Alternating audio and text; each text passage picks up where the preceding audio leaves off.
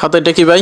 দেখি ভাই, এটা একটা কি মাছ বলা যায়? জাগর জাগর জাগর জাগর, মাগুর মাছ বলা যায় আর কি।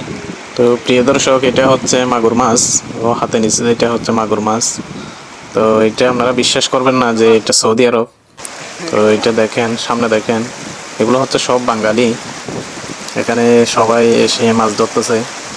তো সবাই হচ্ছে বাঙালি, কিন্তু আমি দেখে অবাক হয়েছি যে এখানে সৌদি আরবের মধ্যে মাছ ধরতেছে। তো এখানে দেখেন পানির স্পিডগুলো একটু দেখেন।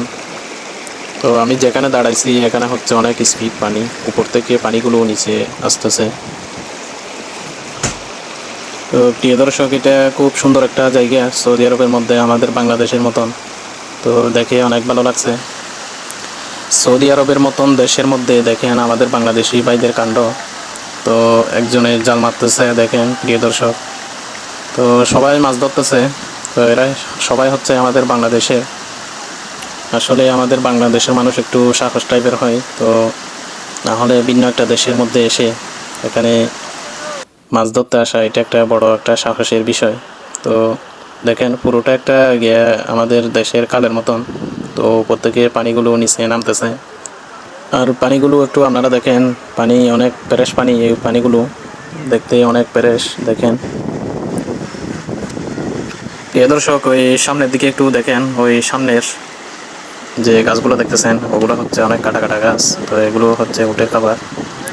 আর উঠে যে কাটা কাটা গাছগুলো উঠে খায়, তো এগুলো হচ্ছে সব উটের খাবার। আর মরুভূমির মতন দেশের মধ্যে এই এতগুলো পানি কোথায় থেকে যে আসতেছে, এটা একটা বড় একটা গবেষণার বিষয়। তো আর যেখানে আমাদের বাংলাদেশের মতন একটা ছোট্ট একটা দেশের মধ্যে এত ঝড় বৃষ্টি হওয়ার পরও এই খাল বিল নদী নালা পুকুর সব শুকিয়ে যায়, আর মাটির মধ্যে ফাটল ধরে যায়। তো আরবের এই মরুভূমি এলাকাতে কিভাবে এতগুলো পানি চলাচল করতেছে, তো এটা একটা বড় একটা চিন্তার বিষয়। আসলে পৃথিবীতে যা কিছু হয় সব কিছুই কিন্তু আল্লাহ তাআলার হুকুমে হয়। তো এটাই হচ্ছে বাস্তবতা। তো প্রিয় দর্শক, আজকের মতন বিদায় নিচ্ছি আমি। দেখা হবে অন্য ভিডিওতে। আসসালামু আলাইকুম ওয়া রাহমাতুল্লাহি ওয়া বারাকাতুহু।